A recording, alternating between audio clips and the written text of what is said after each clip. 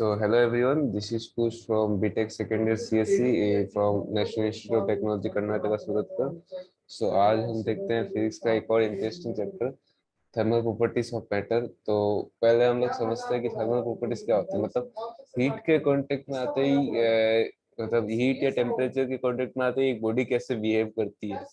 ये क्या वो गर्म होती है या कुछ रिएक्ट नहीं करती, या बहुत देरी से गर्म होती है, कोई बॉडी बहुत जल्दी गर्म होती है, कोई बॉडी आग पकड़ लेती है। तो वो सब उसी के बारे में हम लोग डिस्कस करेंगे। तो ये यही बेसिक बेसिक इसके यहाँ बोला हुआ। उसके बाद temperature and heat. Heat heat होती है गर्म और टेम्परेचर होता है ताप। उसके बाद हम लोग heat is a form of energy transfer between two more systems of the system and its surrounding by virtue of temperature difference. तो जब भी टेम्परेचर का डिफरेंस होगा तभी हीट फ्लो होगी। हीट मतलब क्या है, एक फॉर्म ऑफ एनर्जी है। तो ऐसा हम लोग समझते हैं, एक बहुत गर्म है, एक बहुत ठंडा ठंडा चीज है। तो क्या होगा, दोनों अगर कांटेक्ट में आएंगे तो उसके बीच में एनर्जी का फ्लो होगा। ऐसा हम लोग सोचते हैं कि एक बहुत बड़ी भारी टंकी जिसमें बहुत सारा पानी है, उसमें से हम लोग एक छोटा सा छेद कर दिए या फिर उसको किसी के कांटेक्ट में लेके आ गए, तो और बहुत पतली पाइप से लेके आएंगे, और जहाँ पे एकदम पानी नहीं है तो क्या होगा, वो पानी धीरे धीरे धीरे धीरे करके यहाँ पे बह के आएगा। तो वही heat is the flow of energy. फिर हम लोग देखते हैं कि टेम्परेचर हीट हीट को जैसे एक एनर्जी का हीट भी एक एनर्जी का फॉर्म है, तो एनर्जी का स्टैंडर्ड यूनिट जूल है, और टेम्परेचर का स्टैंडर्ड यूनिट केल्विन है। और जनरली इस डिग्री को सेल्सियस में भी दिखाई देता है। एक डिग्री का और एक फॉर्म भी होता है फ़ारेनहाइट, उसके भी फॉर्मूलास होते हैं। ये फ़ारेनहाइट और टेम्परेचर सेल्सियस के बीच में कन्वर्ट होने का एक फॉर्मूला, ये फॉर्मूला इंपॉर्टेंट है, इसको याद रख सकते हैं हम लोग। PF minus 32/180 equal to TC/100। तो ऐसे हम लोग देख सकते हैं कि 0 degree Celsius equal to 32 degree Fahrenheit. ये एक चीज याद रखने वाली है, इससे एक बार डायरेक्ट क्वेश्चन आ गया था, तो ये वाली चीज याद रखने जैसी है। उसके बाद एक होता है, एक आइडियल गैस इक्वेशन होती है।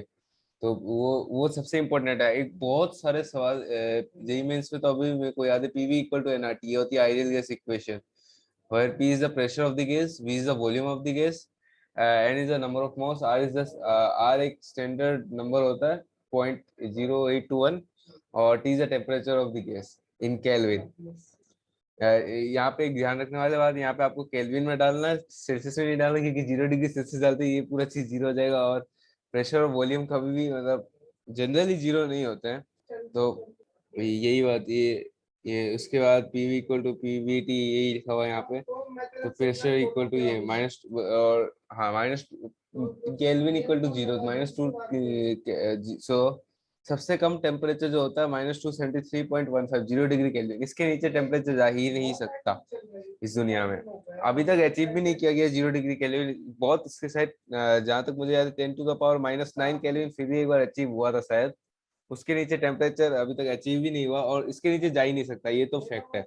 और 0 degree Kelvin equal to -273.15 degree Celsius.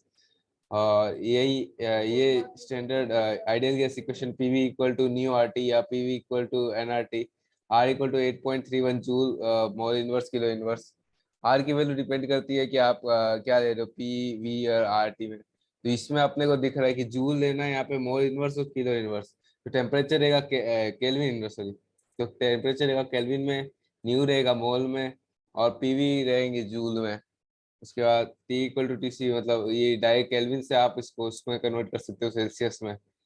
और the temperature is found to be -273 and is decide to be absolute zero. Absolute zero कहते हैं 0 डिग्री केल्विन को, जो अचीव होना बहुत ही मुश्किल है। उसके बाद एक हम लोग देखते हैं कोएफिशिएंट ऑफ वॉल्यूम एक्सपेंशन। और मतलब एक चीज को हम लोग गर्म करेंगे तो कोएफिशिएंट होता है इसका, कि वो कांस्टेंट उस रूप से हम लोग बढ़ेंगे, कि मतलब ये सब आइडियल कंडीशंस में होते हैं।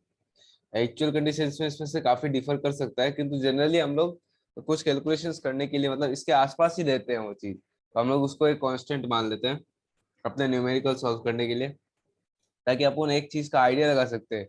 ऐसे तो ऐसे ऐसे दुनिया में कोई भी चीज परफेक्ट नहीं होती है। तो हम कोई ना कोई फ्रिक्शन, कोई ना कोई एयर रेसिस्टेंस होता है, किंतु अपने अपन अप्रोक्सीमेटली अगर कोई चीज को पता लगा सकते हैं, कोई चीज को हम लोग प्रिडिक्ट कर सकते हैं, वही अपना मेन गोल होता है। उसके बाद हम लोग देखते हैं कोफिशिएंट ऑफ वॉल्यूम एक्सपेंशन, जिसको कहते हैं alpha V equal to delta V upon V into 1/डेल्टा टी। यानी alpha into delta T equal to delta V upon V. यही सेम चीज हम लोग लेंथ के हिसाब से भी कह सकते हैं, एरिया के हिसाब से भी कह सकते हैं, और वॉल्यूम के हिसाब से।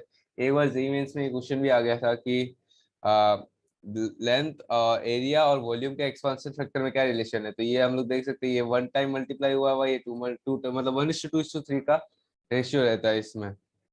तो अगर कभी अपने को लेंथ का दिया हुआ है तो अपन एरिया का भी निकाल सकते हैं 2 टाइम मल्टीप्लाई करके। कभी अपने को वॉल्यूम का दिया हुआ है, लेंथ का पता कर सकते हैं, मतलब किसी का भी पता हो तो अपन किसी का भी निकाल सकते हैं। तो यही वही coefficient of volume expansion of function of graph temperature हम लोग लिख सकते हैं। और उसके बाद ये कुछ कुछ मटेरियल का अल्फा भी दिया हुआ है, एल्यूमिनियम ब्रास। ये याद रखने की जरूरत नहीं है, जनरली ये क्वेश्चन में दिया ही रहता है। फिर भी अपने को पता होना चाहिए कि एल्यूमिनियम कितना जल्दी गर्म हो जाता है, कितना जल्दी फूलता है। ब्रास जिसका जिसका अल्फा भी ज्यादा होगा, हम लोग देख सकते हैं यहाँ पे, जिसका अल्फा भी ज्यादा होगा उसका वॉल्यूम जल्दी चेंज होगा, और कंपेरेटिव टू, मतलब उस सेम टेम्परेचर डिफरेंस के रिस्पेक्ट में उसका वॉल्यूम बहुत जल्दी चेंज होगा, बहुत जल्दी वो चीज फूलेगी। तो वही हम लोग इससे कंपेयर कर सकते हैं कि कोई भी दो मटेरियल के बीच में कि कौन जल्दी फूलेगा, कौन धीरे से फूलेगा। अल्फा भी इनवर्सली प्रोपोर्शनल टू टी होता है, ये फॉर आइडियल गैस होता है। ये हम लोग सीधा देख ही सकते हैं यहाँ से कि delta V upon V equal delta T upon T. तो अल्फा वी, डेल्टा वी को लिख सकते हैं alpha into delta T, delta V upon V को अपन लिख सकते हैं अल्फा इंटू डेल्टा टी। तो फिर हाँ, हम लोग वैसे कर सकते हैं, फिर ये कंपेयर हम लोग डायरेक्ट लिख सकते हैं। उसके बाद ये टेम्परेचर वर्सेस हम लोग वॉल्यूम ऑफ 1 kg वाटर, वो सब थोड़ा बहुत हम लोग कंपेयर कर सकते हैं। ये हम लोग देख रहे हैं कि मतलब डेल्टा क्या होगा, इसमें चेंज क्या होगा, और ये क्वेश्चन का रिस्पेक्ट में होना चाहिए। हाँ, so the coefficient of area of expansion of an rectangular sheet of solid is twice its linear expansion। वही मुझे बोला था 1:2 का रेशियो रहता है। तो हम लोग डायरेक्ट यहाँ पे यही प्रूव कर रहा है कि 1:2 का रेशियो है। उसके बाद नेक्स्ट अपन देखते हैं, एक और क्वेश्चन दिया है, blacksmith fixes iron ring on rim of a wooden wheel of a horse ring is this one respectively it's 27 degree Celsius, 27 degree Celsius मतलब हो गया 300 केल्विन। और to what temperature should the ring be heated to film the wheel. मतलब इतना का दिया हुआ है, इतना का है, और कितना गर्म करना है कि उतना बराबर हो जाए। तो L L equal to L1 plus alpha T2 - T1।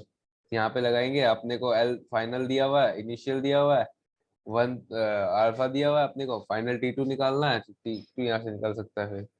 अच्छा, इस वाले फॉर्मूला में अपन कोई भी रख सकते हैं यूनिट, ऐसा कोई जरूरी नहीं है कि अपन सेल्सियस रखे या केल्विन रखे, कोई दोनों फॉर्मूला। मतलब सेल्सियस क्या है, टी केल्विन प्लस 273.15 ही तो है।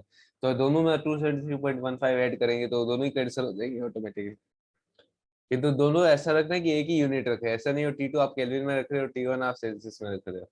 दोनों कोई एक ही यूनिट रख सकते हैं, इनको यूनिट कुछ भी हो सकती है। उसके बाद होता है specific heat capacity. Specific heat capacity मतलब 1 डिग्री, 1 डिग्री बढ़ाने के लिए आपको कितना लगाना पड़ेगा। और एक मोल, यही सेम चीज होता है मोलर कैपेसिटी। तो एक मोल का आपको बढ़ाने के लिए, if the amount of substance specified in terms of moles instead of mass, we can define the heat capacity per mole of the specific is the property of determine the ठीक है। तो 1 kg मास को आपका एक जब यहाँ पे हम देखते हैं S equal to delta Q by delta T is the amount of specified substance the temperature by del T plus delta Q। तो it implies that every substance is a unique value, हर एक substance का unique होगा। उसके बाद हम लोग देखते हैं हीट एब्जॉर्ब और given off to change the unit the temperature of unit mass by 1 unit. तो टेम्परेचर एक यूनिट मास का चेंज करने के लिए अपने को कितना चाहिए, वही होता है स्पेसिफिक हीट। और यहाँ पे 1 यूनिट मास था, अब यहाँ पे 1 यूनिट मोल कर दो तो वही हो जाएगा सी, मोलर स्पेसिफिक हीट कैपेसिटी कहेंगे फिर उसको अपन। उसकी भी क्या है, उसका भी होगा 0। ये एक फॉर्मूला इंपॉर्टेंट भी है, एस बाई न्यू, तो 1/न्यू delta Q by delta K S equal to delta Q by delta K. If the gas is held under constant pressure during the heat transfer, then it is called molar specific heat capacity at constant pressure। अगर आप corresponding molar अगर volume constant होगा तो at constant volume NH divided by CV, NH denoted by CP। तो CV और CP में भी एक आगे रिलेशन है, वो आगे आपको पता चलेगा। उसके बाद अपन देखते हैं specific heat capacity of certain substance, हम देख रहे हैं। उसके बाद ये सीपी सीवी निकाल सकते हैं। फिर calorimetry, a system is said to be isolated if no exchange or transfer this one what different parts of an isolated system। Calorimetry मतलब क्या है, measurement of heat when a body at higher temperature is brought in contact with the another body at lower temperature। तो मतलब आपका कितना flow of heat हो रहा है, कितनी एनर्जी आप हट हट रही है यहाँ से, वही अपन कैलोरीमीटर से हम लोग मेजर करते हैं। Device in which heat measurement can be done, वो इज नॉन कैलोरीमीटर। तो इसमें क्या होता है, एक मेटेलिक वेसल होता है, hence type of the same metal होता है। तो वो मेटल लाइक कॉपर और एल्यूमिनियम, जिसका मतलब कैपेसिटी बहुत अच्छा है। ऐसे भी अपने को पता है तांबा और एल्यूमिनियम बहुत अच्छे हीट कंडक्टर होते हैं। और वेसल होता है कंडक्टिंग वुड जैकेट, क्योंकि वो वेसल को अपने को गर्म नहीं करना होता, अपने को मेन स्टाइलर को गर्म करने का होता है। which contain heat insulating material, heat shield region operative, मतलब वही अपने उसको गर्म कर रहे देखने की कितना वो फूल रहा है। एक क्वेश्चन एग्जांपल देखते हैं। Sphere of 0.4047 kg aluminum is placed for sufficient time in a vessel containing boiling water such that the spare is at 100 degrees Celsius. It is then immediately transferred to 0.140 copper calorimeter contains this one amount. तो the temperature water rises at its steady state at 23 degree, मतलब 23 degree Celsius में सबका temperature बराबर हो गया। Calculate specific heat capacity of aluminium. कैसे करेंगे इसको, फिर सोचते हैं हम। तो अपने को क्या क्या दिया, पहले वो लिख लेते हैं। मास ऑफ एल्यूमिनियम स्क्वायर दिया अपने को 0.7 kg, ठीक है। इसलिए सिर्फ sufficient time in vessel containing boiling water, मतलब गर्म तब तक पानी में रख सकते हैं, रखा हुआ so that sphere is at 100 degree Celsius. तो इनिशियल टेम्परेचर कितना, 100 डिग्री सेल्सियस। उसके बाद तुरंत अपन 0.4114 kg कॉपर कैलोरीमीटर में रख दिया, तो फाइनल टेम्परेचर इसका क्या, 23 डिग्री सेल्सियस। तो टेंजेंट टेम्परेचर हो गया 77 degree Celsius. Specific capacity of aluminium भी एस ए। तो अमाउंट ऑफ हीट लॉस्ट क्या होगा, M S delta T 0.047 kg into S air into 77 degree Celsius. Mass of water कितना था, 0.25 kg। मास ऑफ कैलोमीटर कितना है, 0.14 kg। Initial temperature water 20 degree Celsius, अपने को दिया हुआ था कि 20 डिग्री सेल्सियस था, पानी बाद में 23 डिग्री सेल्सियस पे आगे शांत हो गया। तो final temperature of the mixture 23 degree Celsius. तो ट्रांजिएंट टेम्परेचर कितना, 3 degree Celsius. Specific capacity of water कितना, 4.18 into 10⁻³ joule.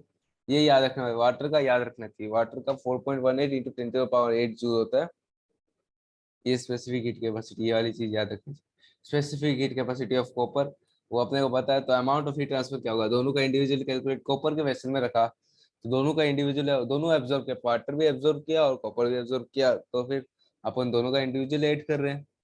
M S delta T plus M S delta T दोनों का सेम है, तो M1S1 plus M2S2 0.25 into 4.18 into 10⁻³ plus 0.14 into 26 into 10⁻³ into 23 degree Celsius minus 20 degree Celsius. अब ये दोनों को अपन equate कर देंगे, क्योंकि जो हीट अपन क्या मानते हैं कि हीट हवा में नहीं जा रही है, हीट जितनी हीट यहाँ से निकलेगी वो स्टैंडर्ड कंडीशन होती है, थोड़ी बहुत एक्सपोज हो जाती है, तो लेकिन वो बहुत मिनिमाइज होती है, अपन स्टैंडर्ड कंडीशन हर बार मान सकते हैं। तो क्या होता है, जितनी हीट यहाँ से निकली उतनी हीट यहाँ से पकड़ ली गई थी। तो यहाँ से जितनी हीट निकली है उतनी यहाँ से पकड़ ली गई, तो इसको अगर अपन इक्वेट करेंगे तो ऐसे निकल जाएगा ये। उसके बाद चेंज ऑफ स्टेट अपन देखते हैं। तो मैटर अपने को पता है जनरली 3 स्टेट्स में एग्जिस्ट करता है। ऐसे मैटर ऑफ फैक्ट बताता हूँ, शायद 2 न्यू स्टेट्स और डिस्कवर हुए थे, उसके ऊपर अभी रिसर्च चल रही है। तो ऐसे अपन जनरली पता है 3 स्टेट्स एग्जिस्ट करते, सॉलिड लिक्विड और गैस। सॉलिड मतलब एकदम पत्थर, लिक्विड मतलब तरल, और गैस मतलब हवा। ट्रांजिशन मतलब यहाँ से एक दूसरे में वो लोग ट्रांसफर कर सकते हैं, और भी तीनों एक दूसरे मतलब तीनों में इंटरकन्वर्ट, सॉलिड से डायरेक्ट गैस भी हो सकता है, जिसको अपन सब्लिमेशन कहते हैं। जैसे कपूर इसका एक सबसे बेस्ट एग्जांपल होता है कि 2 common changes of state, solid and liquid, and vice versa can occur, solid to liquid, liquid to gas हो सकता है। टेक सम क्यूज, यही थोड़ा बोला हुआ है कि आप कैसे ऑब्जर्व देख सकते हो। ये टेम्परेचर, तो अपन स्टेट ट्रांजिशन के टाइम में टेम्परेचर कांस्टेंट रहता है, ये एक याद रखने वाली चीज है। जैसे अपन सॉलिड से लिक्विड चेंज कर रहे हैं तो 0 डिग्री सेल्सियस में ही होगा, ऐसा नहीं होगा कि टेम्परेचर भी साथ में चेंज हो रहा है, स्टेट भी साथ में चेंज हो रहा है, ऐसा नहीं होगा। तो जिस टेम्परेचर में सॉलिड से लिक्विड होता है उसको बोलते हैं मेल्टिंग पॉइंट। जिस लिक्विड से सॉलिड में वापस रीकन्वर्ट होता है उसको बोलते हैं फ्रीजिंग पॉइंट। तो जब ठंडा हो रहा है तो फ्रीज हो रहा है, ऐसे सोच सकते हैं ना, जब ठंडा हो रहा है तो फ्रीज हो रहा है तो उसको फ्रीजिंग पॉइंट, तो गर्म हो रहा है तो मेल्टिंग पॉइंट। तो both the solid and liquid coexist in the thermal equilibrium during the change of states from solid to liquid। फिर मेल्टिंग पॉइंट कहते हैं उसको, नॉर्मल मेल्टिंग पॉइंट की, या इट आल्सो डिपेंड ऑन मतलब normal condition, standard STM, standard atom standard temperature and pressure STP. Normal temperature and pressure NTP, इन दोनों में अगर वो मतलब उसको अपन करते नॉर्मल मेल्टिंग पॉइंट, मतलब नॉर्मली चल रहा है सब प्रोसेस, आप कोई बाहर से एक्सटर्नल फोर्स नहीं लगा रहे हो, ऐसे तो आप प्रेशर लगा दोगे, ऐसे आप दौड़ दौड़ के आगे अपने आप टेम्परेचर बढ़ जाएगा, तो या फिर आप बहुत ज्यादा प्रेशर बढ़ा दोगे तो अपने आप मेल्ट होने लग जाएगा, क्योंकि प्रेशर बढ़ाने से हम लोग देख सकते हैं, प्रेशर बढ़ाने से टेम्परेचर अपने आप बढ़ रहा है। तो अपन जब स्टैंडर्ड टेम्परेचर रख रहे हैं, प्रेशर स्टैंडर्ड रख रहे हैं, वॉल्यूम सब स्टैंडर्ड रख रहे हैं, तब अपन को निकालना है ना, उसको बोलते हैं नॉर्मल टेम्परेचर। उसके बाद 100 डिग्री सेल्सियस पे अपने को पता ही है, वो बॉइलिंग पॉइंट होता है वाटर का, उसमें वेपोराइजेशन कहते हैं। उसके बाद the change of state from liquid to vaporisation, और उसके बाद टेम्परेचर, उसके बाद अपन देखते हैं the temperature to liquid and vapour state coexist is called the boiling point, होता है बॉइलिंग पॉइंट, और प्रोसेस को कहते हैं वेपोराइजेशन, ठीक है। एक होता है ट्रिपल पॉइंट भी होता है, ये एक बहुत अच्छे पैराग्राफ लिखा हुआ है इसके ऊपर एनसीईआरटी में। एक होता है ट्रिपल पॉइंट, तो अपन यहाँ पे ये डायग्राम देख सकते हैं, यहाँ से यहाँ तक ये बड़ा, उसके बाद यहाँ पे ये एरिया सॉलिड का, ये लिक्विड का, ये वेपर का है। तो एक ट्रिपल पॉइंट भी होता है जहाँ पे सॉलिड, लिक्विड और वेपर तीनों एग्जिस्ट करते हैं। कितनी बढ़िया बात हुई, मतलब अगर सपोज सोचे सॉलिड, लिक्विड और वेपर तीनों एग्जिस्ट कर रहे हैं। जनरली क्या होता है, सॉलिड से पहले लिक्विड में कन्वर्ट होगा, लिक्विड से पहले उसके बाद वेपर में कन्वर्ट होगा, और रिवर्स इससे चलता है। किंतु ये एक्सपेरिमेंटली पता चला कि ट्रिपल पॉइंट भी एग्जिस्ट कर सकते हैं, जब मैं तीनों में एग्जिस्ट कर सकते हैं, तो वो उसका टेम्परेचर पता चला 273.16 के, और प्रेशर है उसका 611.8 जब आप ये रखोगे तो वाटर तीनों में एग्जिस्ट कर सकता है। तो ये भी एक बहुत गौर रखने वाली बात है कि ट्रिपल पॉइंट भी होता है कोई चीज। उसके बाद however all the substance do not pass through three states, so at least there are certain substances which normally pass from the solid to the vapor state directly। वही मतलब मैंने बोला था ना कपूर का एग्जांपल कि वो सीधा सॉलिड से लिक्विड क्या बोलते हैं गैस हो जाता है, without passing through the liquid state, it is called sublimation। the substance is said to be sublime, उसको sublime कहते हैं। ड्राई साइज, अच्छा हाँ यहाँ पे भी solid CO2, CO2 solid CO2 भी एक बहुत एग्जांपल होता है, वो डायरेक्ट मतलब सीधा, उसको ड्राई आइस भी कहते हैं, वो सीधा वेपर में कन्वर्ट हो जाता है, वो मतलब पानी में जाता ही नहीं है। सो ऑल्सो आयोडीन, आयोडीन भी ऐसा ही होता है। During the both the solid and vapor coexist in thermal equilibrium। तो latent heat ये नॉर्मल इट इज, मतलब पूरा इसका दिया हुआ वो बॉइलिंग प्रोसेस का पूरा एक्सप्लेन किया हुआ कि आप कैसे देख सकते हो रियल टाइम में। तो उसके बाद देखते हैं अपन latent heat, if the heat is given to a quantity से, लेटेंट हीट ऑफ फ्यूजन मतलब आपको कितना 1 डिग्री सेल्सियस से उसका वहां पे आने में कितना टाइम लगता है, Q=ml, मतलब पूरा चेंज करने में कितना आपको मास लगता है, heat required change of state is called latent heat of fusion. वो तो सॉलिड और लिक्विड के बीच में, ठीक है। ये देखते हैं यहाँ पे लिखा हुआ भी होगा, the latent heat for solid liquid change is called latent heat of fusion, and for gas it is called latent heat of vaporisation, ठीक है। यहाँ पे डेफिनेशन देना चाहिए मेरे हिसाब से, कहीं ना कहीं होना चाहिए। The amount of heat required per unit mass transfer during the change of state is called latent heat of, तो मतलब कितना हीट चाहिएगा आपको एक स्टेट से दूसरे स्टेट में ले जाने का, एक्स अमाउंट ऑफ मास ले लिया अगर आप, तो Q=ml। इसमें वाटर का भी देना चाहिए मेरे हिसाब से, melting point 0 degree Celsius, latent heat है 3.33, और बॉइलिंग पॉइंट है वाटर का 100 है, और लेटेंट हीट है 22.6। तो ये याद रखने वाला, वाटर का डेटा याद रख सकते हैं हम लोग, बाकी और किसी का डेटा इतना पूछा नहीं जाता है।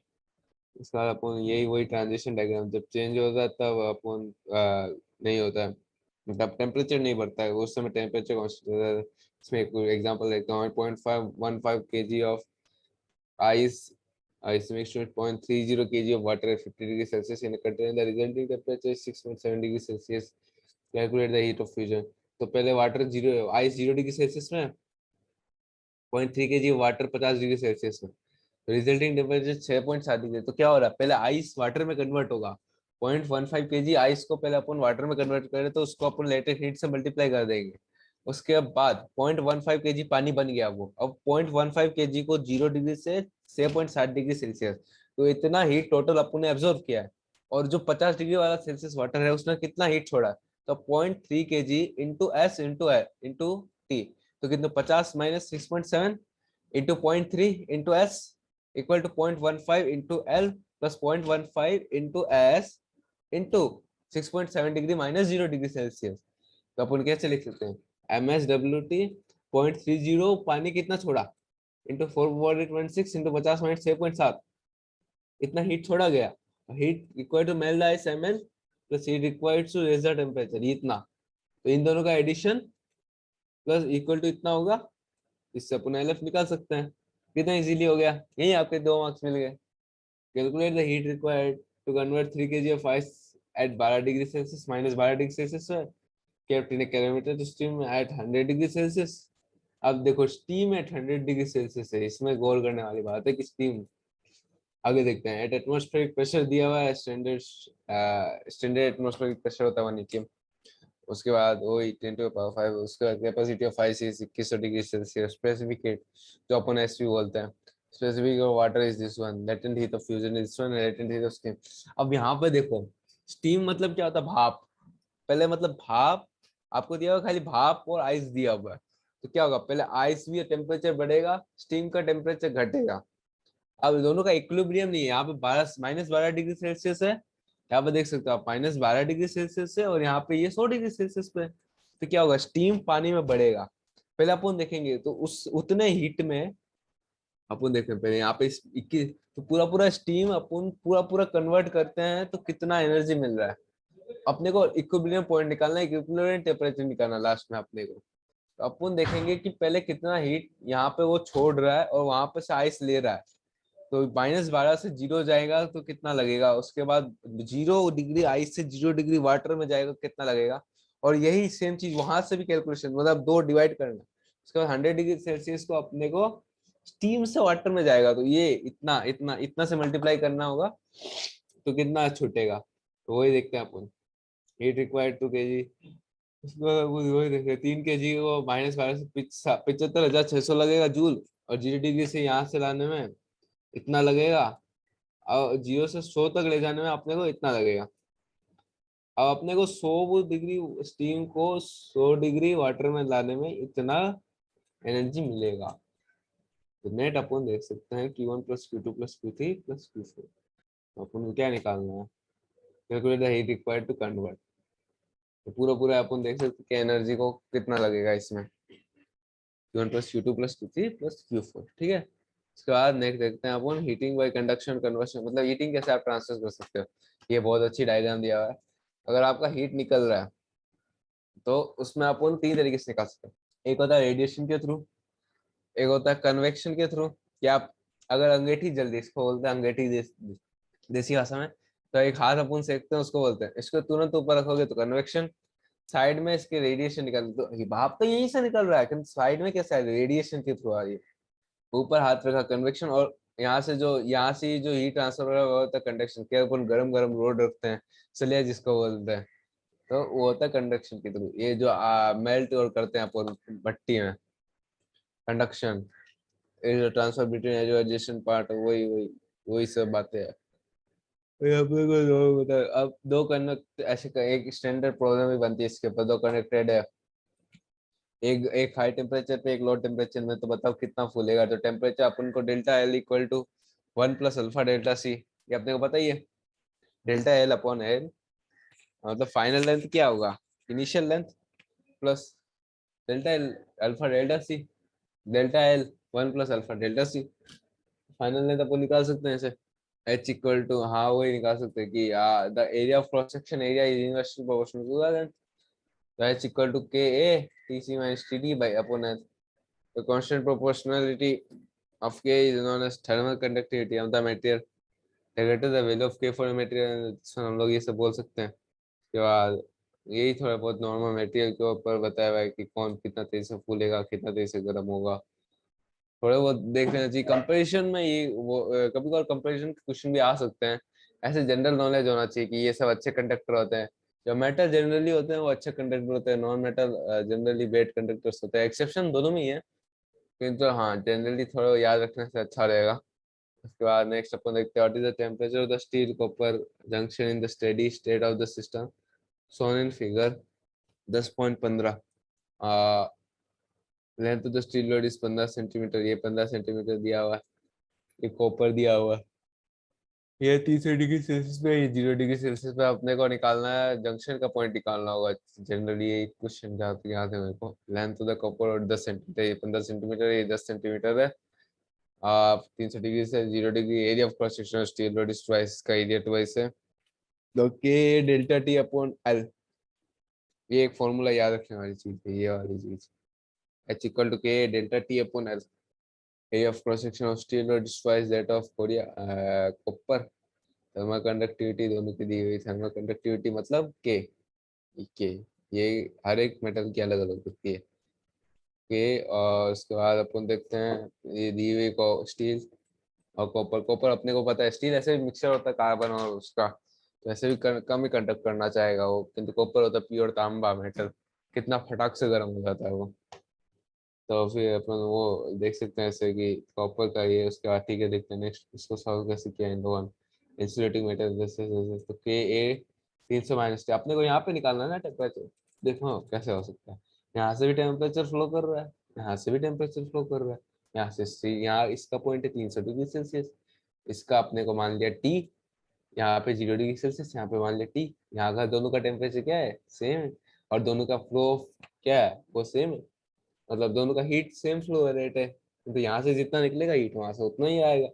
तो क्या कर सकते हैं अपन, के ए डेल्टा टी वन का, के ए डेल्टा टी टू का सेम कर सकते हैं।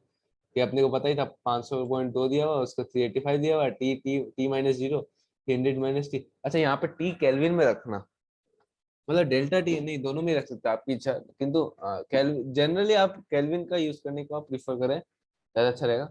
उसके बाद ये ऐसे कर सकते हैं, तो अपन T equal to 44.4 degree Celsius ला सकते हैं अपन। यहाँ पे देखो 0 डिग्री सेल्सियस रखे हैं ना अपन, तो टी कितना आएगा 44.4 डिग्री सेल्सियस। यही सेम यहाँ पे टेम्परेचर अपने को दोनों का पता है, L1 L2 दिया हुआ है अपने को, एरिया दिया हुआ है, टी दिया हुआ है, तो H H equal to H one equal to H two लगा दो, इससे निकल के आ गया। हाँ ये इसको सॉल्व करने से फिर निकाल सकते हैं। अच्छा एक तो ये फोर एरिया वन, तो टू दिया हुआ है, ये निकाल सकते हैं। अगर आप दोनों का एरिया और लेंथ बराबर है, एक स्टैंडर्ड केस मानते हैं, दोनों का एरिया और लेंथ बराबर है, तो टी नोट क्या होगा, जंक्शन का टेम्परेचर क्या होगा, K1 T1 plus K2 T2 अपन K1 + T2। ये एक बहुत ही यूज होने वाला फॉर्मूला है, बहुत स्टैंडर्ड फॉर्मूला है, इसको याद रखना चाहिए। यूजिंग द हीट भी निकाल सकते हैं अपन, के ए डेल्टा टी अपन एल। केवल तो यहाँ पे अपन को पता ही है, टी नोट निकाल दिया तो यहाँ पे भर दिया, तो एच अपन निकाल सकते हैं ऐसे। फिर यही वही बाकी सब सॉल्व करना है। और फिर उसके बाद देखते हैं convection. Convection is a mode of heat transfer by actual motion of matter, it is possible only in fluids. तो अपन पानी के थ्रू भी कभी कभार देखते हैं कि हीट ट्रांसफर होता है। Convection can be natural force, natural convection gravity place an important role on C. और अपन देखते हैं, मैं यही सोचा था, ये एक बहुत अच्छा एग्जांपल है कि अपन को समुद्र के किनारे अगर रहोगे तो ब्रीज आती है, तो ब्रीज और कैसे आती है, ये एक बहुत अच्छा ट्रेड विंड बोलते हैं इसको। इसका मैं पूरा एक अच्छा डिस्क्रिप्शन दिया हुआ है, इससे एक बार पढ़ लेना चाहिए। फन फैक्ट ये सब बहुत अच्छे होते हैं। रेडिएशंस, अच्छा हाँ रेडिएशंस बहुत इंपॉर्टेंट है। जैसे हम लोग बोलते रहते हैं ना कि गामा रेडियस, सूरज की रेडिएशन। तो रेडिएशन एक्चुअल में क्या होता है, अपन ऐसे मतलब फेंक रहे हैं कोई भी चीज, तो अपन हर एक इंसान की भी एक रेडिएशन होती है ऐसे। तो कोई भी गर्म चीज हो, कोई भी जिंदा चीज हो, मतलब जिंदा तो नहीं, मतलब कोई भी जिसमें टेम्परेचर हो 0 डिग्री सेल्सियस नहीं हो, तो अपने आप टेम्परेचर कुछ ना कुछ अपने निकालता रहता है। ब्लैक बॉडी रेडिएशन सी होते हैं, सबसे बढ़िया रेडिएशन तो करते हैं ब्लैक बॉडी करते हैं। हम लोग सब हम कोई भी ब्लैक बॉडी इस दुनिया में है नहीं एक्चुअल में, मतलब सब लोग उसके स्टैंडर्ड के आसपास पहुंचते हैं, मतलब उसको आइडियल सिचुएशन बोलते हैं कि सनलाइट से जाके। इसका एक फॉर्मूला है, इसमें लैम्डा इंटू टी हमेशा कांस्टेंट रहता है, तो जिसको कहते हैं माइनस डिस्प्लेसमेंट लॉ। वेवलेंथ होता है अल्फा, अल्फा कोई भी एनर्जी का, और इंटू टी एम वो कांस्टेंट होता है, उसको कहते हैं minus the constant of the, constant की वैल्यू 2.9 बार थी। ये याद रखना चाहिए, ये बहुत इंपॉर्टेंट फॉर्मूलेस हैं ये सारे। और the loss x tends by the colours of peace silent heater और बिकम्स डल रेड। तो हाँ टेम्परेचर जैसे जैसे बढ़ाओगे तो लैम्डा जैसे वैसे वैसे धीरे होगा, तो ऐसे आपको सारे लैम्डा बीच में दिखती रहेंगी। तो ऐसा नहीं होगा कि आप गर्म कर दे हो तो बीच में कुछ भी मतलब कोई भी कलर एक सेकंड से दूसरे कलर में चेंज नहीं, बीच में बहुत सारे कलर्स, इनफाइनाइट कलर्स आपको भले आपको नहीं दिख रहे किंतु वो चेंज हो रहा है। वही अपने आयरन पीस अपन देखते हैं कि पहले डल रेड, फिर रेडिश येलो, बहुत सारे चेंज होकर फाइनली व्हाइट हॉट होता है। तो यही है। उसके बाद एच का फॉर्मूला भी होता है, मतलब कितना एनर्जी निकाल रहा है पर unit time. H equal to A sigma T power 4। A is the area, T is the absolute temperature of the body, और ये स्टेफन बोल्ट्जमैन लॉ बोलते हैं इसको। H equal to A sigma T power 4, ये भी बहुत important formula है। और हाँ, ई में बोल रहा था इमिशिविटी एंड वायर्स, तो मतलब हाँ वो एक मेजर होता है कि आप कितना इमिशन कर रहे हो as compared to black body. Black body के कंपेरिजन में आपने कितना इमर्शन किया है। ब्लैक बॉडी का होता है 1 स्टैंडर्ड, उसके कंपेरिजन में आपका कितना है। तो H equal to A sigma T power 4 is perfect radiator, जिसको बोलते हैं black body. For tungsten lamp for example is this one, H equal to this one हम लोग निकाल सकते हैं। For perfect the net rate of, तो net कितना होगा, अभी वो टेम्परेचर उसका ये है, वो टेम्परेचर चेंज कर रहा है तो नेट कितना चेंज हुआ वो निकाल सकते हैं। और अभी अपने का टेम्परेचर ये है, तो अब भी कितना निकाल रहा है, ये इतना निकाल रहा है। तो अब इतना निकाला तो धीरे धीरे वो ठंडा भी तो पड़ेगा ना, तो अपन वही निकाल सकते हैं कि कितना निकाला है उसने। और ये पर यूनिट टाइम है, तो इंटू मल्टीप्लाइड बाई टाइम कर दो, अब उनको नेट निकल जाएगा यहाँ पे। Rate of heat loss, rate of heat loss कितना है, तो इतना rate of heat loss which is more than heart body at rest 120 watt, better than ordinary more than 18 close additional thin cinematic. वही बताया था यार, आजकल अपने कपड़ों में क्या क्या चेंजेस आ गए, मतलब था कि वो हीट ज्यादा, वैसे अपन एनर्जी सस्टेन कर सकें या फिर एनर्जी ज्यादा रेडिएट कर सके। जैसे एक फन फैक्ट भी ये है कि अपन के शरीर का टेम्परेचर रेगुलेटरी इससे होता है कि अपना पसीना रहता है, तो वो हीट होता है तो नीचे वाली अपना शरीर चमड़े को ठंडा करता है, नहीं तो अपन हीट सहन ही नहीं कर सके अगर अपना पसीना नहीं निकले तो। वही सेम लॉजिक मटके में भी होता है। न्यूटन लॉ ऑफ करेंगे, वही मटके वाला एग्जांपल है सर, मटके वाला एग्जांपल है वही, मतलब तो अपन अगर स्टाइल भी कर रहे हैं तो उससे एनर्जी अपन ट्रांसफर कर रहे हैं तो थोड़ा गर्म हो जाएगा। हालांकि वो उतना अपने को फील नहीं होगा किंतु होता रहता है चीजें चेंजेस, क्योंकि उसकी रेट बहुत स्लो है। वही minus M S delta T upon K into delta T, ये फॉर्मूला है। उसके बाद कैलोरीमीटर, मतलब काफी इस चैप्टर में काफी फॉर्मूला, ये फॉर्मूला बेस्ड काफी चैप्टर है, उसको याद रखना पड़ेगा। फॉर्मूला एक एक फॉर्मूले को अगर समरी में होना चाहिए मेरे हिसाब से, बहुत बहुत फॉर्मूला। यहाँ पे अपन आधे एक क्वेश्चन सॉल्व करते हैं, उसके बाद अपन लाइन से देखते हैं, रिवीजन मारते हैं। Pan filled with hot food cools from 90 in 2 minute, तो चेंज इन टेम्परेचर आपको टाइम आपको equal to candidate how long it will take from. अरे यार ये तो बहुत स्टैंडर्ड क्वेश्चन है, 2 मिनट नहीं होगा ये तो डेफिनेटली। यहाँ पे 94 टू 86, मतलब 8 डिग्री गिरने में 2 मिनट लगा, तो के यहाँ से निकल गया है ना, 4 degree. Change in temperature upon time equal to K delta T, K into delta T निकाल सकते हैं। The average of 69 and 71 is 70 degree, which is 50 degree Celsius. Average of 69 and 70 degree Celsius, which is 50 degree Celsius above। अच्छा, room temperature के हिसाब से बोल, हाँ ये रूम टेम्परेचर के हिसाब से मेजर करना है। एज असेंबली, ये तो के डेल्टा टी अपन निकाल सकते हैं सर। तो when we divide the above equation we have 8 degree Celsius, तो 70 degree Celsius by 50 degree Celsius, time आ गया 42 सेकेंड। समझ में आया। ये है 90 degree Celsius minus 20 degree Celsius करो, -20 हमेशा करते रहना क्योंकि अपन रूम टेम्परेचर के रिस्पेक्ट में निकाल रहे थे। Average average T1 plus T2 का एवरेज निकाल लो, माइनस रूम टेम्परेचर कर दो।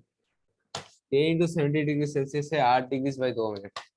आपने कुछ दिखाना है कितना 71 से 69 जाने में कितना टाइम निकले, तो 71 से 69 कितना, 2 सॉल्व कर दो। उसके बाद थोड़ा फॉर्मूला देखेंगे उसका।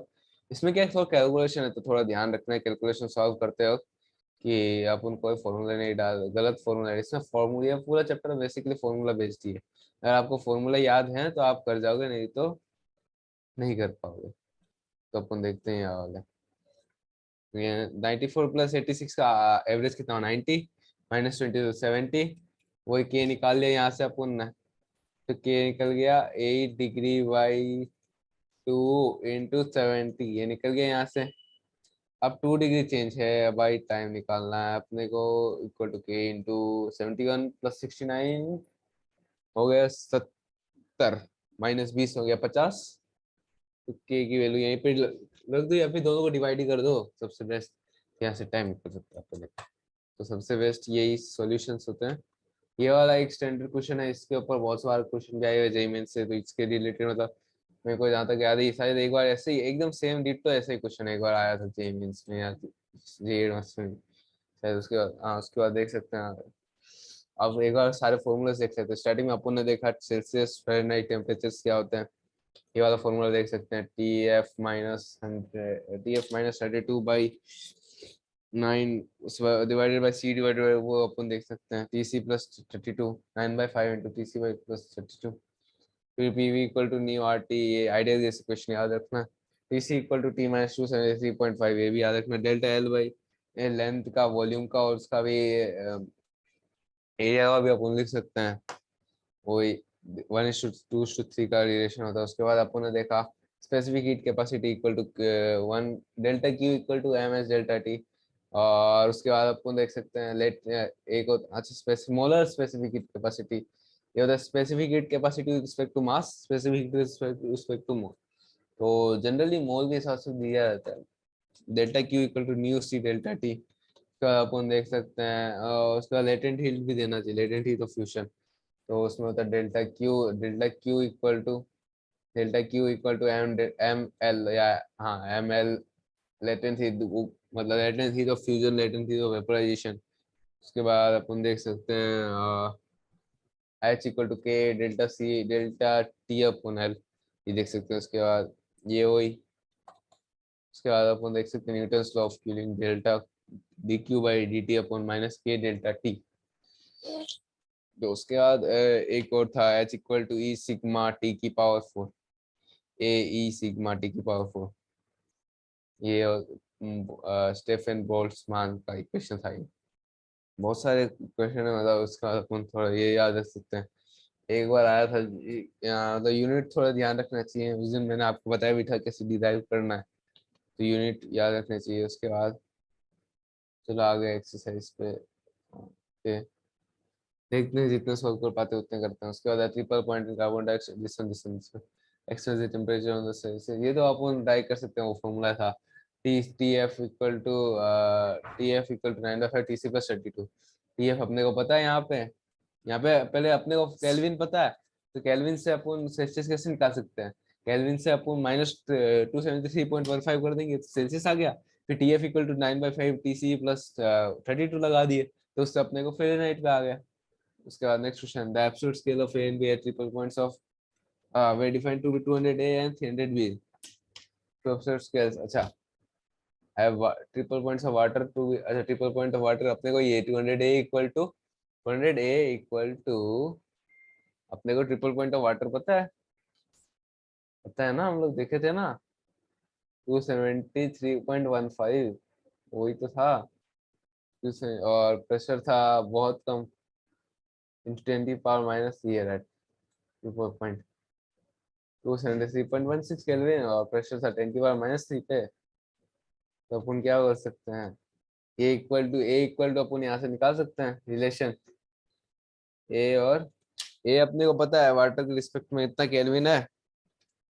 100 A equal to this one, 350 B equal to this one. T और टीवी में अपन रिलेशन निकाल सकते हैं वैसे। तो electric resistance according to R equal to R0 + 1 + अल्फा, ठीक है। Resistance is this one, triple point of water is this one. हाँ रेजिस्टेंस चेंज कर रहा है टेम्परेचर के हिसाब से। ओके, तो अल्फा निकाल सकते हैं। 165.5 अपने को दिया हुआ 600.5 पे, 101.6, 273.16 पे। तो यहाँ से अपन R/R0 निकाल सकते हैं, प्लस अल्फा डेल्टा टी अपने को पता है। यहाँ से अल्फा निकल गया। What is the temperature when the resistance is, उसका कोई भी एक रेजिस्टेंस के रिस्पेक्ट में, जैसे 165.5 को अपन मारते हैं R, तो 165.5 पता है अपने को 605 पे। तो अपने को what is the temperature when the resistance is 123 point, अपने को रेजिस्टेंस भी पता है 165 पता है, 123 निकाल सकते हैं, अल्फा अपने को निकाल लिया। टी अपने को इसका पता है 600.5 है, तो टी नॉट निकाल सकते हैं। टी नॉट पता है अपने को 600.5 है, तो टी अपन निकाल सकते हैं। तो थोड़ा सॉल्व करना पड़ेगा इसके में, ज्यादातर न्यूमेरिकल सॉल्विंग वाले होते हैं। मतलब सॉल्वेबल है, मतलब थोड़ा दिमाग कम लगाना, बस हाथ ज्यादा चलाने इसमें। The triple point of water is standard fix point is modern thermometer why. Standard fix point is why. हाँ, क्योंकि मतलब ये एक सर्टेन कंडीशंस हैं, क्योंकि आप उसको बियॉन्ड जाएगी तो वो ट्रांजिशन कर जाएगा। What is the wrong in taking the melting point of ice and the boiling point of water as standard fixed points? As was original tennis. अरे क्योंकि यार, क्योंकि प्रेशर उस पर भी डिपेंड करता है, और लोकेशन वाइज भी ये डिपेंड करता है। आप कोई बीच साइड में रह रहा है, कोई माउंटेन एरियाज में रह रहा है, तो सब जगह सेम तो प्रेशर नहीं होगा। माउंटेन एरियाज में ऊपर जा रहे हैं अपन, प्रेशर कम हो रहा है।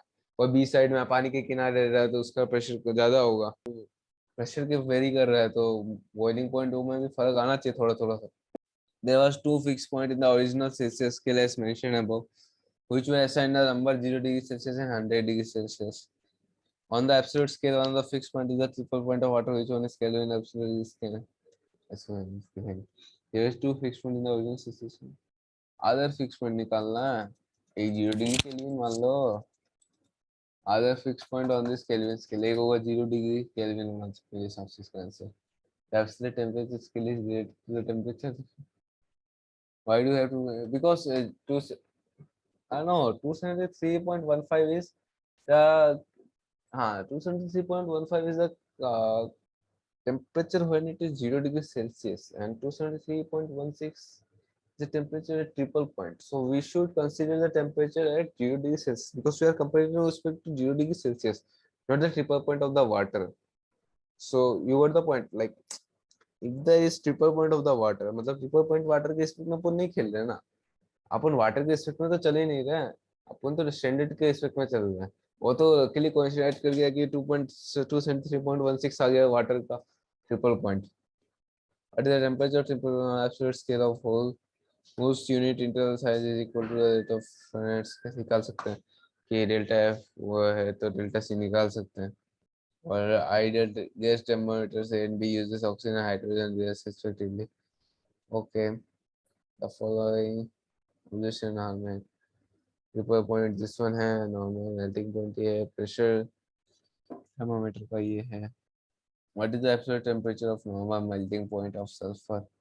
To ideal gas thermometers A and B uses oxygen and hydrogen gas respectively. The observation are made. Triple point of water is this one. Pressure thermometer is this one.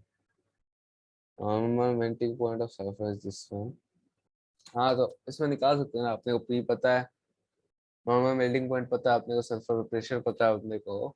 तो absolute temperature of sulphur state by thermometer से, तो temperature क्या होगा? Delta T निकाल सकते हैं। Delta P अपने को नॉर्मल पता है, नॉर्मल क्या होता है 180 होता है, उसके करस्पॉन्डिंग 10⁵ के करस्पॉन्डिंग आपको निकाल सकते हैं। वी अपने को पता है, delta delta V upon delta P upon P equal to delta T upon T, से निकाल सकते हैं अपन। वैसे डिफरेंस इज दिस वन, तो उससे this is 5 on hot day 100 हाँ, वो तो निकाल सकते हैं ना। Delta L equal to delta delta L by L equal to 1 plus alpha alpha into delta T. तो L final equal to L initial 1 plus alpha delta T. निकाल सकते हो कोफिशिएंट, और कोफिशिएंट दिया हुआ है, अल्फा दिया हुआ है, डेल्टा टी अपने 27 Celsius 45 degree Celsius.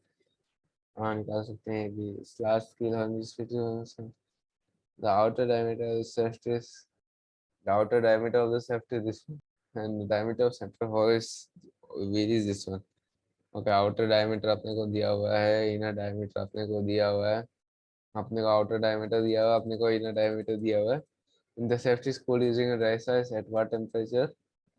At what temperature of the shaft does the wheel shape on the hydrogen coefficient to the okay, तो अपन को अल्फा दिया हुआ है, अपने को 27 डिग्री पे इतना है। shaft is cooled as मतलब 0 degree Celsius. At what temperature of the shaft does the, इसमें अपने को टेम्परेचर 0 डिग्री सेल्सियस कांस्टेंट दिया हुआ है, कोएफिशिएंट ऑफ लिनियर एक्सपेंशन। हाँ, इसमें अपन डेल्टा लीनियर एक्सपेंशन का डबल होगा एरिया वाला, तो delta area equal to area times alpha delta T. Double होगा इसका, ये वाली बात ध्यान रखनी है। Hole is dipped in copper sheet, diameter of hole is 4.24 degree Celsius, change the diameter.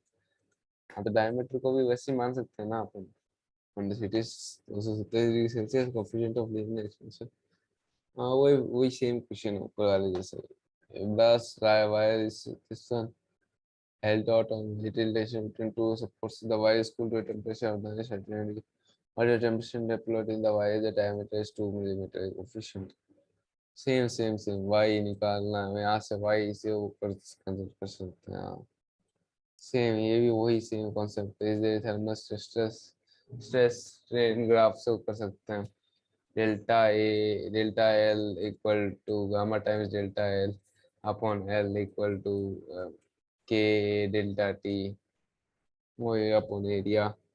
Coefficient of volume expansion, what is the fractional change in density अपन क्या मान सकते हैं, density inversely proportional to volume. तो delta change in density is inversely proportional to change in volume. तो पहले volume निकाल देंगे, उसको 1 अपॉन कर देंगे, डेंसिटी निकल जाएगी। उसके बाद नेक्स्ट क्वेश्चन है 10 kilowatt drilling machine, how much is the temperature in the block assuming 50% after lost to the surrounding. हाँ मतलब 50% लॉस्ट हो गया तो 50% बचा, उससे आप निकाल सकते हो। मतलब सारे स्टैंडर्ड क्वेश्चन ही हैं, मतलब एक ही जैसे क्वेश्चन है, बस थोड़ा बहुत कान यहाँ से पकड़ रहा, कोई कोई वहां से पकड़ रहा। प्रॉपर ब्लॉक मास ड्राई कीजिए 500 डिग्री सेल्सियस पे, then placed on a large ice block, the maximum amount of ice that can be melt. हाँ तो यहाँ से अपन देख सकते हैं कि 2.5 kg तो कितना कितना बढ़ेगा, वो कितना घटेगा और वो कितना बढ़ेगा। तो इक्विलिब्रियम निकाल सकते हैं कि आइस को पहले आप पानी में कन्वर्ट करो, पानी से फिर उसका टेम्परेचर बढ़ाते बढ़ाते 0 डिग्री तक ले जाओ, फिर देखो कि वहां से 500 से उसको 100 तक लेके आओ। फिर देखो कि आइस को स्टीम में कन्वर्ट कर सकता है क्या, इतनी उसके पास ताकत है कि स्पेसिफिक हीट ऑफ वाटर से निकाल के, तो उससे कर सकते हो आप ये वाला क्वेश्चन। उसका experiment of this one drop on the final temperature is 40 degree Celsius, specific heat of material heat loss वही same question. The major more specific heat of this gas are marked differently and those who वही same question M S delta T तक आ जाने से अपने आप हो जाएगा। हाँ ये थोड़ा सा स्पेसिफिक केस है, हो सकता है मास एम एस। हाँ मतलब देख सकते हैं ये 101 है 98 में गिर गया, 20 मिनट में आया 30 kg इसके वजह से, तो वाटर 500 से। तो डेल्टा टी टाइम दिया अपने को, मास दिया हुआ अपने को, तो वो वाला फॉर्मूला लगा सकते हैं और फिर निकाल सकते हैं। हाँ उसके बाद एक ये थर्मोकोल आइस बॉक्स है, ये रेडिएशन के ऊपर लग रहा है मेरे को, ऐसे फील आ रही है क्योंकि ये देखा था क्वेश्चन आया था स्कीम। हाँ थर्मोकोल आइस बॉक्स है, efficient for storing small of a cook food. तो थर्मोकोल में हम लोग जनरली रखते हैं उसको, क्योंकि का 50 सेंटीमीटर है, थिकनेस दिया हुआ है। हाँ ये तो एरिया निकाल दिया, थिकनेस पता है अपने को, डेल्टा टी अपने को पता है, बाहर का टेम्परेचर अपने को पता है 25 डिग्री सेल्सियस, तो वहां से निकाल सकते हैं। और ये price boulder of pass water water pole से 6 kg made temperature of the part of the flame हो जाएगी। वही सेम क्वेश्चन, टाइम दिया अपने को पता, मास निकाल लिया यहाँ से, टेम्परेचर दिया हुआ है, टोटल टाइम निकालना तो टेम्परेचर चेंज निकाल ही सकता है अपने को, कर्नल कंडक्टिविटी दी हुई है, हीट ऑफ वेपोराइजेशन दिया हुआ है, एरिया दिया हुआ है, H equal to E sigma T के पावर 4 लगा देने से अपने आप आ गया। वही वहाँ पे इससे इक्वेट कर देंगे वाटर से, maximum I body charge 50 metre. अरे तो ज्यादा रिफ्लेक्ट कर रहा है तो इमिट नहीं करेंगे ना, मतलब अल्फा प्लस वो इमिटर प्लस रेडिएटर प्लस वो उसका फैक्टर होता है 1, तो कोई एक बढ़ने से कोई एक को तो करना पड़ेगा, टोटल प्लस 1 प्लस है ना। A brass tumble feels much colder than a wooden tray on a chimney. Yes, because वो ठंडा ज्यादा पड़ेगा, ज्यादा इमिट कर रहा है, ज्यादा रेडिएट कर रहा है, in the sense like my optical parameter ideal Blackbody radiation gives too low of a value.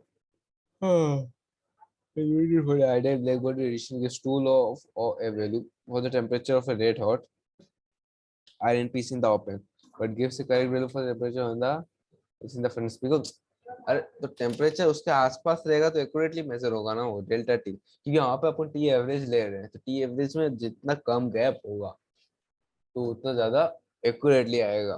वरना फिर अपन क्या कर रहे हैं, अब वो अपने को डीटी लेना चाहिए, डीटी में अपन डेल्टा टी से कन्वर्ट कर रहे हैं, तो जितना कम एक्यूरेसी होगा, मतलब एक्यूरेसी फिर बाद में बढ़ जाएगी ना, घट जाएगी ना अगर आपका डिफरेंस ज्यादा होगा तो। Earth without attachment would be inhospitable obviously, because कोई प्रोटेक्ट करने वाला सिस्टम है नहीं, सन का फ्लेयर दिन में एक बार निकलता है, अपने को कोई हीट रोकने वाला है नहीं, तो सारा हीट तो निकल गया, हीट निकल जाएगा, मतलब सन की डायरेक्शन तो आ रही है, ये एक डायरेक्शन में आएंगी वो जब तक सूरज है, उसके बाद हीट को रोकने वाला तो है नहीं कोई। Heating system based on the circulation of steam are more efficient in warming a building than those based on circulation of hot water. Obviously गर्म पानी से आप नहीं होगा वो, क्योंकि वो रेडिएट नहीं करता ना, वो ये इतना फ्लो में है तो फ्लो में निकल जाएगा वो, इतना हीटिंग सिस्टम क्या है, एक ही जगह फ्लो रहेगा तो वो कॉन्स्टेंटली अटैक कर रहा है बॉडी को फ्रॉम 80 to 50, वो ही same question, 80 to 50 degree Celsius 5 minute में जा रहा है, मतलब 80 का 50 का एवरेज दिया, 140 डिवाइड बाई 270, बताइए 70 कैसे हो सकता है, 30 और 15 65 होना चाहिए मेरे हिसाब से, 130, yes 65 minus 45 divided by 5, 45 divided by 5 minus 25 divided by T, 45 divided by 5 equal to 3 divided by 3, T equal to 25/9 मेरे हिसाब से इसका आंसर है, 2 पॉइंट समथिंग होना चाहिए अगर आप, हाँ 2 पॉइंट समथिंग इसका आंसर होना चाहिए, 25/9। वो ये सेम क्वेश्चन का उसका फॉलो अप है, यही था चैप्टर में लास्ट, शायद इतना ही था। हाँ तो इसमें अपने को मोटा मोटी है, अपने को फॉर्मूला याद रहना चाहिए, काफी फॉर्मूलेस है इसमें, मेन मोटा मोटी कुछ कुछ फॉर्मूले याद है, पीवी इक्वल टू एनआरटी हो गया, टीसी हो गया, अपन देख ही रहे थे एलवी के कितने क्वेश्चन आए थे, एल डेल्टा वी के कितने क्वेश्चन, डेल्टा एरिया के कितने क्वेश्चन थे, फिर एस और सी को आइस वाले क्वेश्चन कितने अपन कंपेयर कर रहे हैं उसको, फिर H equal to K delta T, उसके बाद ये वाला क्वेश्चन, उसके बाद इसके ये वाला एक स्टैंडर्ड क्वेश्चन, ये वाला उसका आया, मतलब फॉर्मूला बेस पूरा चैप्टर है, आपको फॉर्मूला याद रहेंगे तो क्वेश्चन होगा, नहीं तो नहीं होने वाला इसके क्वेश्चन। तो फॉर्मूला रटना है कैसे भी करके अपने को, दीवार में चिपका के या कैसे भी करके, वही है मोटा मोटी, मेन कॉन्सेप्ट पता होना चाहिए कैसे फॉर्मूला लगाना है और कैसे क्या है। और ये फॉर्मूला सब, ये तो फॉर्मूला कम से कम मेन चैप्टर में जाने से पहले कम से कम ये तो याद कर दीजिए, अगर पूरा मेन चैप्टर के नहीं कर सकते तो ये तो याद कर ही लेना चाहिए मेरे हिसाब से, हाँ फॉर्मूला से याद रखने चाहिए। तो यही था इस चैप्टर में, अपन ने देखा पूरा थर्मल रेडिएशन कैसे कैसे अपन कंटेक्ट में आते कैसे छूटते हैं, फ़ारेनहाइट 3 डिग्री और 3 स्केल देखे, और ये सब थर्मल प्रॉपर्टी सब मैटर, पूरा मैटर को देखे, पूरा खोले हम लोग यहाँ पे थर्मल एक्सपेंशन। तो यही था अपना चैप्टर, तो यही था एक्चुअली, इससे क्वेश्चंस भी आते हैं काफ़ी सारे, तो मेरे हिसाब से आप थोड़ा, बाकी तो डिपेंड करता है आपकी प्रैक्टिस के ऊपर। तो ठीक है, खत्म करते हैं फिर।